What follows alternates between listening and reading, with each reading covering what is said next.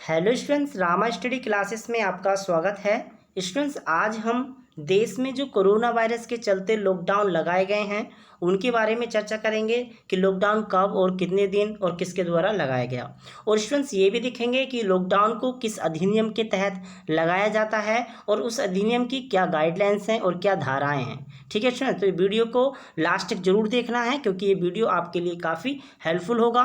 और इस वीडियो के अंत में ही हम एक टेस्ट भी लगाएंगे। ठीक है, मोस्ट इंपोर्टेंट करंट अफेयर्स का टेस्ट लगाएंगे, उसको भी जरूर देखिएगा क्योंकि सबसे बेहतर क्वेश्चन को हम यहाँ पर लेकर आए हैं। ठीक है, आइए शुरू करते हैं आज की वीडियो को।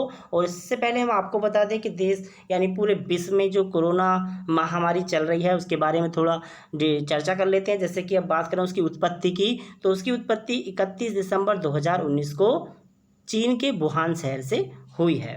ठीक है, अब बात करें कि स्टूडेंट्स अगर आपको ध्यान देना है 31 दिसंबर कब से स्टूडेंट्स 31 दिसंबर 2019 ठीक को ये पता चला है चीन में। और बात करें स्टूडेंट्स की जो स्वास्थ्य संगठन है, विश्व स्वास्थ्य संगठन है, उसको कब पता चला, तो उसे 9 जनवरी को खबर की गई है। कब, ध्यान रखना, 9 जनवरी 2020 को विश्व स्वास्थ्य संगठन को बताया गया इस महामारी के। और विश्व स्वास्थ्य संगठन ने 11 मार्च को इसे महामारी घोषित किया था। ठीक है, 11 मार्च 2020 को इसे महामारी यूएन यानी विश्व स्वास्थ्य संगठन ने इसे घोषित कर दिया था। ठीक है, आइए हम देखते हैं कब कब लॉकडाउन लगाया गया और किसके द्वारा लगाया गया। तो जैसे कि स्टूडेंट आइए स्टूडेंट देख लेते हैं कि देश में लॉकडाउन कब कब लगा और किसके द्वारा लगाया गया।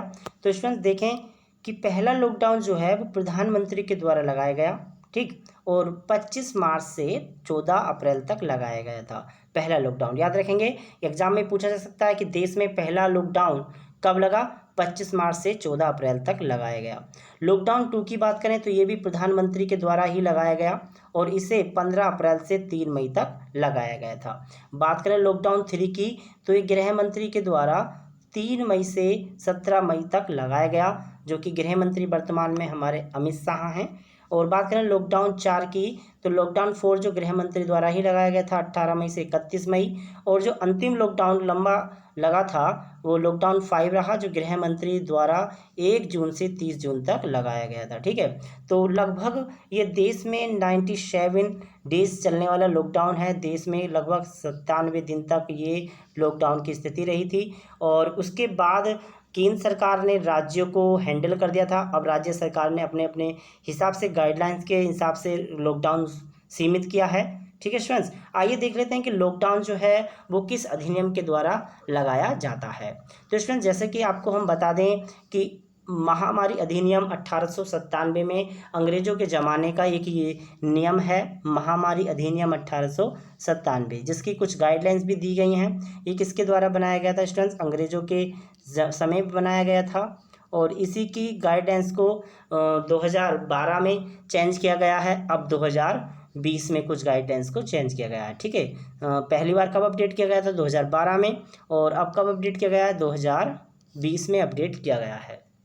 बात करें स्टूडेंट्स इस अधिनियम की तो स्टूडेंट्स यह अधिनियम के अंतर्गत किसी महामारी को रोकने के लिए कानूनी प्रावधान किए गए हैं। इसमें 4 धाराएं दी गई हैं। ठीक है स्टूडेंट्स, तो अब 4 धारा में अगर बात करें धारा 1 की तो यह अधिनियम संपूर्ण भारत में लागू होगा। ऐसा नहीं है कि किसी एक राज्य में अधिनियम लॉकडाउन लगा दिया केवल उसी में, और उसके जो राज्य मंत्री या मुख्यमंत्री हैं या राज्यपाल हैं वो अपनी तरीके से नियम कानून बनाएंगे, ऐसा कुछ नहीं है। इस अधिनियम को लगाने से लॉकडाउन को पूरे राज्य में यानी पूरे देश में लग जाता है, कोई राज्य अलग नहीं बचता। ठीक है, तो यह अधिनियम संपूर्ण भारत में लागू होता है। धारा 2 कहती है कि महामारी को रोकने के लिए राज्य सरकार को केंद्र सरकार के साथ देना होगा। यानी जो राज्य सरकार है वो किसी की पार्टी की हो किसी भी तरीके से तो वो केंद्र सरकार का साथ देगी। ठीक है, और बात करें धारा 2 नंबर की, तीसरे नंबर की बात करेंगे तो धारा 3 कहती है इस अधिनियम के तहत जारी किए गए गाइडलाइन का उल्लंघन करना अपराध की श्रेणी में शामिल होगा। तो स्टूडेंट सबसे इंपॉर्टेंट पॉइंट ये है कि अगर इस धारा का कोई उल्लंघन करता है, इस अधिनियम के तहत गाइडलाइंस जो जारी की जाएंगी, अगर उसका कोई उल्लंघन करेगा तो वो अपराध की श्रेणी में आ जाएगा। ठीक है, अब इस अपराध को अगर वो अपराधी है तो किस धारा के तहत उसे सज़ा दी जाएगी। सबसे इंपॉर्टेंट पॉइंट है कि लॉकडाउन के तहत जो सज़ा दी गई हैं या जो जुर्माने लगाए गए हैं वो कौन सी धारा के अंतर्गत लगाए गए हैं स्टूडेंट्स, तो धारा 188 के तहत सज़ा दी जाएंगी, जुर्माने लगाए जाएंगे। स्टूडेंट्स ये बता दें कि धारा 188 जो है वो धारा 144 जो का उल्लंघन करने में भी लगाई जाती है। ठीक है, जो धारा 144 होती है उसका उल्लंघन करने में भी धारा 188 लगाई जाती है। इसका क्या होता है, इसे सज़ा जो पनिशमेंट दिया जाएगा वो इसमें दिया गया है, वो उसके पनिशमेंट के हिसाब से दिया जाएगा कि उसे सज़ा होनी है या क्या होना है। ठीक है, तो 188 धारा 188 के तहत अगर आपने अधिनियम का गाइडलाइंस का पालन नहीं किया गया है तो उसमें सज़ा दी जा सकती है। बात करें धारा 4 की, तो अगर कोई व्यक्ति इस अधिनियम की मूल भावना का अनुसरण करता है तो उसे सम्मानित भी किया जाएगा। सबसे इंपॉर्टेंट पॉइंट ये भी याद रखेंगे कि धारा 4 कहती है कि अगर कोई व्यक्ति इस अधिनियम का मूल भावना का अनुसरण करता है और उसे सम्मानित किया जाएगा। मतलब अगर कोई व्यक्ति सहयोग करने के लिए आता है ऐसी महामारी में तो उसे सम्मानित भी किया जाएगा। तभी लोग बागों ने काफ़ी करोड़ों रुपए दान दिए गए और एक डेस्क भी बनाई गई। ठीक है, जिसमें कि लोग बाग दान करें। ठीक है, नंबर भी जारी किया गया। तो इस तरीके से ये सब गाइडलाइंस की ही अनुसार किया गया था। ठीक है, ऐसा नहीं है कि किसी ने पैसा लेने के लिए या कुछ करने के लिए किया गया था। ठीक है, तो सब ये गाइडलाइंस के ही अनुसार किया गए काम है। ठीक है, अब आइए स्टूडेंट्स हम आपको कुछ इंपॉर्टेंट पॉइंट्स भी कराते हैं जो आने वाले एग्जाम के लिए कुछ आपके लिए हेल्पफुल होंगे। तो शुरू करते हैं।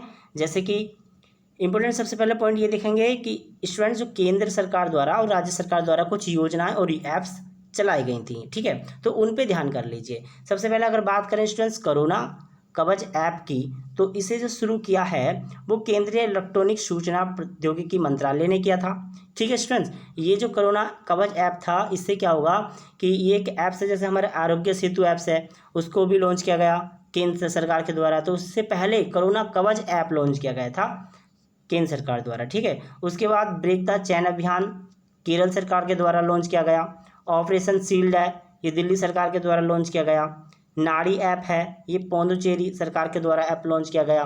बात करें स्टूडेंट्स प्रियागम है, ये झारखंड सरकार के द्वारा। कोविड केयर ऐप है अरुणाचल प्रदेश सरकार के द्वारा। बिहार कोरोना सहायता ऐप है, ये बिहार सरकार से, इसमें याद रखना। आरोग्य सेतु ऐप से आया जो कि सबसे ज़्यादा फॉलोवर हैं इस ऐप्स में, तो भारत सरकार के द्वारा। समाधान अगर बात करें समाधान की, तो मानव संसाधन विकास मंत्रालय ने इसे।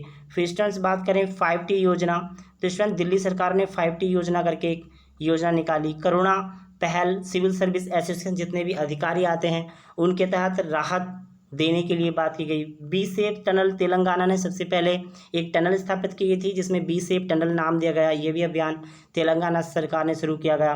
लाइफलाइन उड़ान नगर विमानन मंत्रालय ने शुरू किया गया, जो विदेशों में फंसे लोग थे उनके लिए जो एयरलाइन स्टार्ट की गई उनके लिए ये।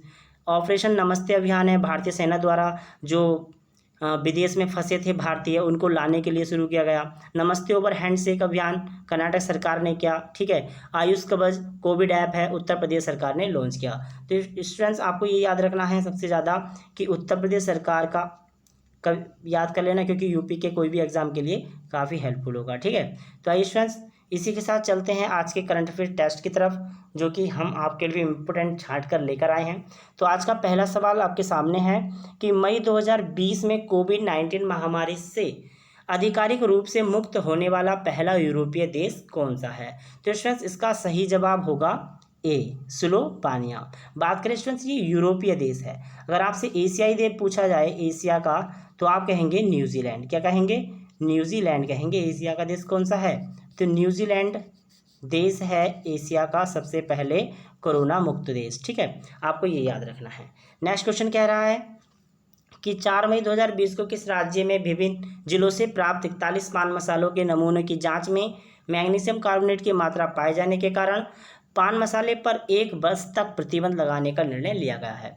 तो स्टूडेंट्स हम आपको बता दें इसका सही जवाब होगा सी, यानी झारखंड ने इस पर 1 साल के लिए प्रतिबंध लगाया गया। बाद में इस प्रतिबंध को बढ़ाया गया है, इसके लिए 2 साल के लिए कर दिया गया है इस प्रतिबंध को। तो स्टूडेंट्स हम बता दें कि जो पान मसाले होते हैं उसमें मैग्नीशियम कार्बोनेट का जो चूना होता है उसको ज़्यादा मात्रा में, जो कि सेहत के लिए नुकसानदायक होता है, उसी को देखकर ये पाबंदी लगाई गई है। ठीक है, अगर आपसे पूछा जाए कि सबसे पहले पान मसाला का जो पाबंद लगाने वाला राज्य है वो कौन है, तो उसमें आंसर लगाएंगे आप महाराष्ट्र। दूसरे नंबर पर लगाएंगे आप राजस्थान। ठीक है, इस प्रकार से झारखंड, और सबसे ज़्यादा नशाबंदी करने वाला पहला राज्य लगाएंगे आप बिहार। ठीक है, सबसे पहले नशाबंदी करने वाला जो राज्य है वो कौन सा है, वो बिहार है, और इसका राइट आंसर है सी। आइए देखते हैं नेक्स्ट क्वेश्चन। अप्रैल 2020 में भांग मरीजुआना, क्या कहा जाता है उसे, भांग को मरीजुआना कहा जाता है, उसकी खेती को वैध बनाने वाला पहला अरब राष्ट्र कौन सा है। वैध का मतलब है लीगल, ठीक है, अवैध नहीं, वैध। तो उसका सही जवाब होगा लेबनान। क्या है इसका राइट आंसर, डी।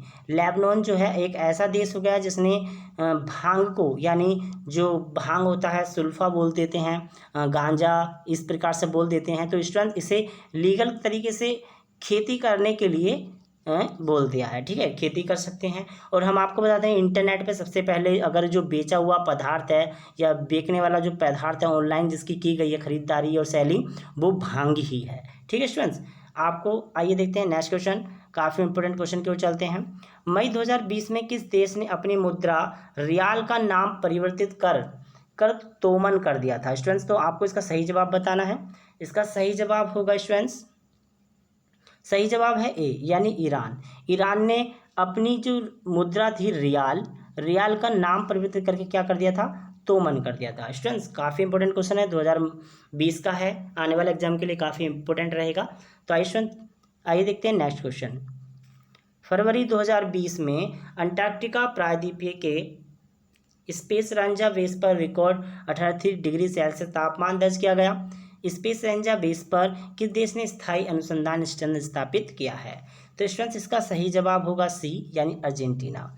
अर्जेंटीना ने ये सबसे इतनी डिग्री सेल्सियस पर तापमान रहता है 18 डिग्री सेल्सियस, इसलिए ध्यान रखना है। और ये अर्जेंटीना के ये स्पेस रेंजर बेस पर बनाया गया है। ठीक है, ठीक है, आपको ये इतना याद रखना है। नेक्स्ट क्वेश्चन की ओर चलते हैं।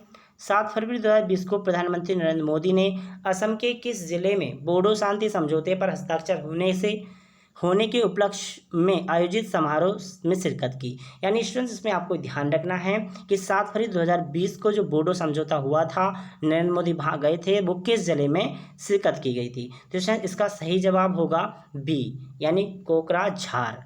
क्या नाम है इसका स्टूडेंट्स जिले का, कोकराझार जिला है, जो कहाँ पड़ता है, असम का जिला है। और असम के ज़िले में जो बोडो समझौता हुआ था वो असम के किस ज़िले में हुआ था, कोकराझार ज़िले में हुआ था।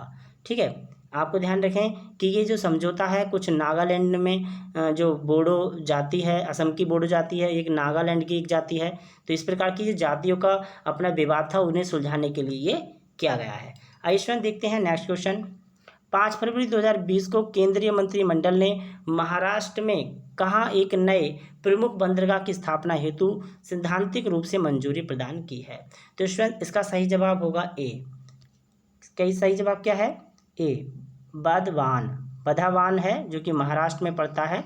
तो उसमें एक नया बंदरगाह बनना है, केंद्र सरकार ने उसकी मंजूरी दे दी है।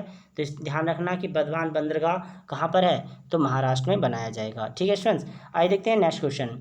भारत के किस राज्य में नोवेल कोरोना वायरस का पहला मामला प्रकाश में आया था। तो स्टूडेंट्स इसका सही जवाब होगा डी। ठीक है, तो केरल राज्य में भारत में सबसे पहले कोरोना वायरस का पीड़ित पहला व्यक्ति मिला था। ठीक है, और बात करें कि विश्व में सबसे पहला जो कोरोना वायरस पीड़ित व्यक्ति मिला था वो चीन के वुहान शहर में मिला था। वो एक शायद बताया जा रहा है सूत्रों के हिसाब से वो एक महिला थी। ठीक है, उसका नाम तो एग्जाम में नहीं पूछा जाएगा क्योंकि ऐसा सूत्रों ने बताया, लेकिन अभी तक कोई 0% जो है कोरोना वायरस का वो सामने नहीं आया है। ठीक है, लेकिन सूत्र बता रहे हैं कि कई जगह बताया जाता है न्यूज़ पर, तो ऐसा अभी कंफर्म नहीं है, कंफर्म करके आपको बता दिया जाएगा। ठीक है, आइए देखते हैं नेक्स्ट क्वेश्चन। 2 फरवरी 2020 को किस देश ने 80 ट्रिलियन स्टैंडर्ड क्यूबिक फीट के नए प्राकृतिक गैस भंडार की खोज की है। तो स्टूडेंट 2 फरवरी 2020 को जो 80 ट्रिलियन स्टैंडर्ड क्यूबिक फीट के नए प्राकृतिक गैस का जो भंडार खोजा है वो खोजा गया है स्टूडेंट्स बी यानी संयुक्त अरब अमीरात में, ठीक है, यूएई में खोजा गया है, ठीक है, याद रखिएगा। भारत सरकार ने, आइए देख लेते हैं स्टूडेंट्स नेक्स्ट क्वेश्चन।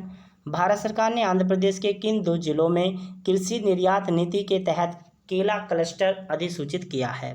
तो स्टूडेंट्स इसका सही जवाब होगा बी, नहीं इसका सही जवाब स्टूडेंट सॉरी सी है, अनंतपुर और कडप्पा, क्योंकि अनंतपुर और कडप्पा को केला जीआई टैग दिया गया है, ध्यान रखिएगा, केला जीआई टैग दिया गया। हम आपको बताते हैं स्टूडेंट्स, आंध्र प्रदेश को मिर्ची का भी जीआई टैग दिया गया है, ठीक है, मिर्च का, लाल मिर्च का जी टैग अगर पूछे कि लाल मिर्च का जो जीआई टैग है लाल मिर्च का, तो वो किसे दिया गया है? वो आंध्र प्रदेश को दिया गया है। और हल्दी का जीआई टैग पूछे तो आपको तमिलनाडु लगाना है, ठीक है। और भारत में सबसे ज़्यादा जो मिर्ची का उत्पादन होता है वो आंध्र प्रदेश में होता है, ठीक है। और अगर आपसे पूछे स्टूडेंट्स केले का भी उत्पादन कहाँ होगा, तो वो आंध्र प्रदेश में लगाना है, ठीक है। आइए स्टूडेंट देख लेते हैं नेक्स्ट क्वेश्चन। जनवरी 2020 में विश्व का सबसे बड़ा ध्यान केंद्र कहाँ खोला गया है? तो स्टूडेंट बताइए इसका सही जवाब। इसका सही जवाब होगा बी, यानी हैदराबाद में, ठीक, कहाँ पर? हैदराबाद में ये विश्व का सबसे बड़ा ध्यान केंद्र होगा, ठीक है, कहाँ पर? हैदराबाद में। आइए स्टूडेंट देखते हैं नेक्स्ट क्वेश्चन। उत्तर प्रदेश में देश का पहला पशु युद्ध स्मारक कहाँ बनाया जाएगा? तो बताइए स्टूडेंट्स इसका सही जवाब। सही जवाब होगा स्टूडेंट्स ए, यानी मेरठ में। मेरठ में पहला पशु युद्ध स्मारक स्थल बनाया जाएगा, ठीक है। बात करें जैसे कि जो युद्ध होते हैं उसमें कुछ पशु भी मारे जाते हैं, जैसे कि विजय हमारा कारगिल युद्ध हुआ था उसमें कुछ पशु भी मारे गए, तो जबकि फौजियों का स्मारक है, वॉर मेमोरियल है दिल्ली में, जैसे कि अभी 26 जुलाई को विजय स्मारक दिवस मनाया जाता है, ऑपरेशन विजय चलाया गया था, तो उसी के उपलक्ष्य में ये उत्तर प्रदेश में जो है जो पशु शहीद हो जाते हैं उन्हीं के याद में मेरठ में पशु युद्ध स्मारक बनाया जाएगा, ठीक है स्टूडेंट्स। आइए स्टूडेंट देखते हैं नेक्स्ट क्वेश्चन। भारत की पहली सुपर फैब लैब किस राज्य में स्थापित की गई है? भारत की पहली सुपर फैब लैब किस राज्य में स्थापित की गई है? तो स्टूडेंट बताइए इसका सही जवाब होगा सी। क्या है स्टूडेंट इसका सही जवाब? केरल में। केरल में पहली भारत की फैब लैब बनाई गई है, सुपर फैब लैब बनाई गई है, ध्यान रखना है आपको। भारत की पहली सुपर फैब लैब कहाँ बनाई गई है? केरल में बनाई गई है, ठीक है स्टूडेंट। अब इस लैब में क्या होगा? इस लैब में जो है वो डीएनए के टेस्ट के रूप में, यानी डीएनए जो हैं कोरोना वायरस के, वो आए दिन ये होता है कि स्टूडेंट्स कोरोना का जो डीएनए है वो अलग अलग तरीके से पाया जा रहा है, तो उसी का टेस्ट के लिए ये नई लैब भारत में बनाई गई है स्टूडेंट।